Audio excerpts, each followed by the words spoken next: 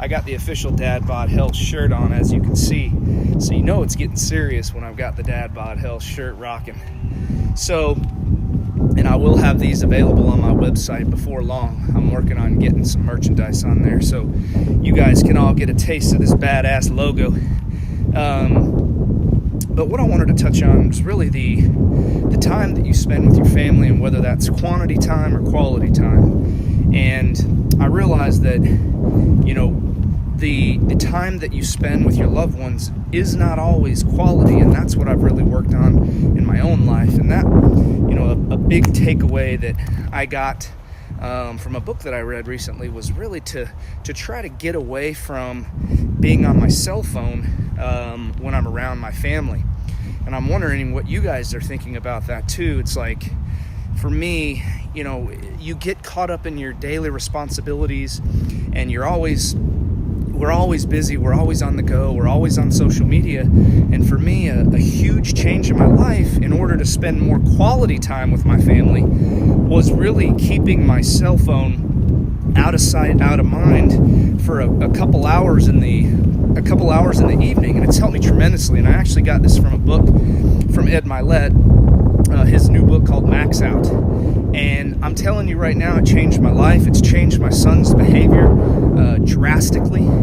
And so that's why I wanted to make this video, is really to talk about quality versus quantity, because, you know, most of us have plenty of quantity time that we have, plenty of time that we spend with our families that's mostly based around quantity. But for me, the quality piece was huge. And so the things that I've done in my life in order to change that, really the number one thing is trying to block that couple hours of night where I don't even have my phone in sight, man. It's like I'll either keep it in my car.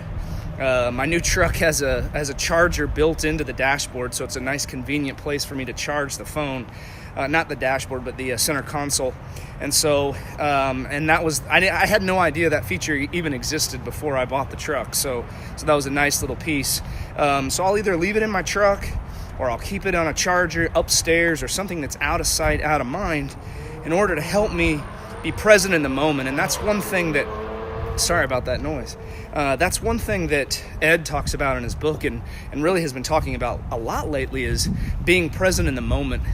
And so that really resonated with me, and I wanted to give it a shot. And I'm not kidding you that the very first time that I tried it, my son's behavior, he's almost 4 now, made a drastic turn. I mean, I'm talking 180, and I'm not even exaggerating. I blocked 2 hours off in the evening. I made a commitment to myself and to my family that I wasn't even going to touch my cell phone during that time. And so for me in my business, you know, I'm always communicating with people. It's a constant stream through all social media networks. And so there's always somebody waiting to chime in and talk to me about health. And so, but, you know, at the end of the day, my family comes first. And for me, it's all about having that quality time versus the quantity time. Because at the end of the day, we're all dying. We're not gonna be here forever. And so for me, cherishing those moments and being able to watch my son grow and learn and really become the little boy that he's becoming is extremely important to me. And so this one little change has made a drastic improvement in my life, the quality time that I'm spending with him, and then his behavior. And I'll just give you an example. So prior to me doing this and implementing this one little change, I was often on my phone a lot in front of my son. And one thing that Ed talks about is that when you are on your phone all the time in front of your kids, or even your family members for that matter, today being Valentine's Day, especially in front of my wife, they often feel, and I didn't even realize this, I didn't even give 2 seconds to think about this, but when he started really talking about it, I did some soul searching on my own, and he was talking about how whatever's in the phone, they feel like is more important than them. And I was like, man, that really, like, it was a punch to the gut for me. And like, clearly what is in the phone is not more important than my son. And so, but when he sees that, it's not only encouraging him to want to be on social media and be distracted from our quality time together, but the same thing goes for my wife. It's like, are you ever off your phone? And so when she says it doesn't mean as much to me, but when I heard it from an outsider source, I'm like, damn, man, that's pretty powerful stuff. And so this one little change has made a drastic improvement in my son's behavior. I've started interacting with him more, playing games with him in the evenings. He's got a little castle setup game that he likes to play, or some little card games, but just being present in the moment. And that's what Ed really hammers home, is whatever you're doing, whether it's in business or family or your relationships or whatever your fitness. He's even big on fitness. Now for me, I'm a big podcast guy, or I like to listen to music in the gym, but his big emphasis is being present in the moment. And when you're present in the moment in every area of your life, then you're going to max out that area of your life. And that's the name of the book. So I highly suggest, or highly encourage you to read it. I think I paid $11. I think he gives it to you for free with shipping. And Ed is an amazing man and someone who's helped me tremendously in my life. And I'm just trying to spread that word for you guys as well and share that knowledge. But I'm telling you, I implemented this one little trick. It has significantly improved my life and my son's life. And so anything that I can share that can be beneficial to you, I want to do that. But my son now, it's almost like he looks at me like I'm a different person in the evenings, because I'm not so focused in on that phone. I'm not so focused in on what's in that phone, and what is in the phone is certainly not more important than him. But when Ed said that, I kid you not, it was like a punch to my gut. It hurt when I read that, and he's like, this is some powerful stuff, and you need to realize that. And so when you're trying to level up in life, if you can be present in the moment in every area of your life, if that's fitness, relationships, your business, whatever it is, because oftentimes when you're doing your work for your business, whatever business you're in, we blend other things too. Your family's texting you or whatever, or you're on social media. But when you can be present in the moment in whatever area of life that you're currently working on, and for me, that's blocking off time for my family in the evenings.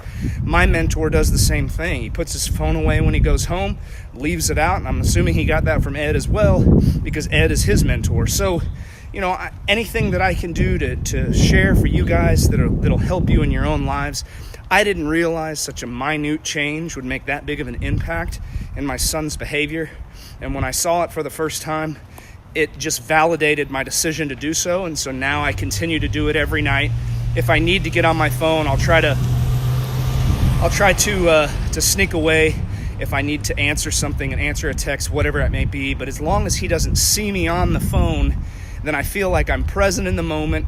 I'm present with him. And these are just little trips to the bathroom. Like, I'll sneak away for 1 second if I need to respond to something, but it's not a repetitive thing. And so for me, being present in the moment has tremendously helped my life. And so I wanted to share that with you guys. I hope you got something out of this.